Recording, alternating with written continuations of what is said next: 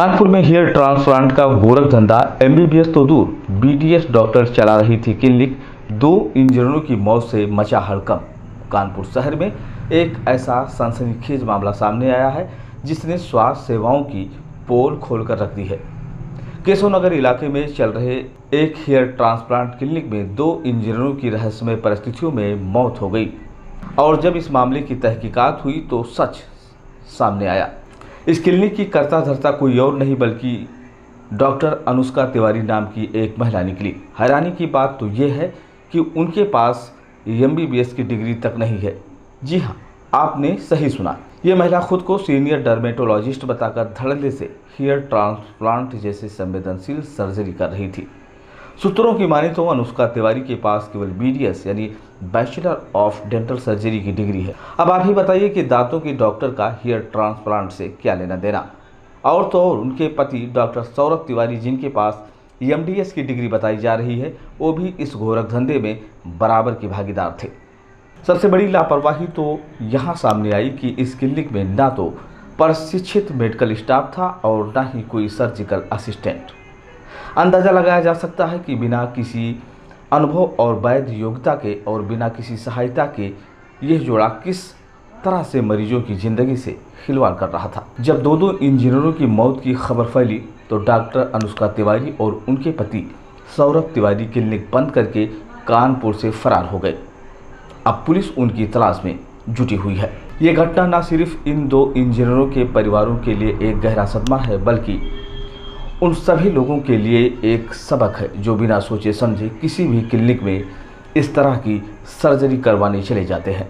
इसमें ये रावतपुर थाना क्षेत्र की एक घटना है जिसमें एक महिला के द्वारा यह शिकायत की गई कि उनके पति की हेयर ट्रांसप्लांट के दौरान उपचार के दौरान उनकी मृत्यु हो गई। इसमें प्रारंभिक जांच की गई थी जिसमें कुछ ऐसे तथ्य मिले जिसपे ये जरूरी लगा कि उस पर विवेचना की जाए। इसके क्रम में एक अभियोग दिनांक 9 को रावतपुर पे डॉक्टर के खिलाफ पंजीकृत किया गया है जिसमें विवेचना की जा रही है और जो भी साइंटिफिक एविडेंस हैं और अन्य जो साक्ष्य हैं उसको कलेक्ट किया जा रहा है। सवाल ये उठता है कि आखिर स्वास्थ्य विभाग के नाक के नीचे ये सब कैसे चलता रहा? क्या इस तरह के गैर कानूनी क्लिनिकों पर कोई लगाम नहीं है? और इन मौतों का जिम्मेदार आखिर कौन है? फिलहाल पुलिस इस मामले की गहन जांच कर रही है और फरार डॉक्टर दंपति की तलाश जारी है। उम्मीद है कि सच जल्द ही सबके सामने आएगा और पीड़ितों को न्याय मिलेगा। लेकिन इस घटना ने कानपुर के स्वास्थ्य सेवाओं पर एक बहुत बड़ा प्रश्न चिन्ह लगा दिया है। मेरा नाम कुशाक कटियार है, मैं मयंक कटियार का बड़ा छोटा भाई हूँ। जी, हम यहाँ पे एफआईआर के खिलाफ करने आए थे। उन्होंने हमारी सीएमओ को भेजी है रिपोर्ट जांच के लिए, क्योंकि ये चिकित्सक का वो है। ये 18 नवंबर का मामला है। 18 नवंबर को मेरे भाई ने हेयर ट्रांसप्लांट कराया था एम्प्यूरी अनुष्का तिवारी से। उसके बाद 19 तारीख को उसकी डेथ हो गई है सुबह। उसके खिलाफ हमने कराया है। उस समय हमने उसका वो नहीं कराया था, पोस्टमार्टम। इस वजह से हमारी एफआईआर और केस हुआ नहीं था। अभी जब विनीत सर का मैंने वो देखा है उसके बाद हमने अप्रोच किया। मेरे पास कागज़ भी हैं और वो भी हैं, डॉक्यूमेंट वगैरह। आप चाहें तो मैं दिखा सकता हूँ। क्या स्थिति थी जब उन्होंने जब मेरा भाई बिल्कुल नॉर्मल था जब उसने कराया। उसके बाद वो धीरे धीरे जैसे ही कराया उसके बाद से उसको स्वेलिंग स्टार्ट हो गई, पूरे चेहरे में स्वेलिंग, और पूरे चेहरे में होने के बाद वो उसको दिखना बंद हो गया और सुबह वो ख़त्म हो गया। और डॉक्टर हमें रात भर सुबह तक हमें यही कहती रही नॉर्मल है, ये है, वो है। डॉक्टर घुमाती रही हमें।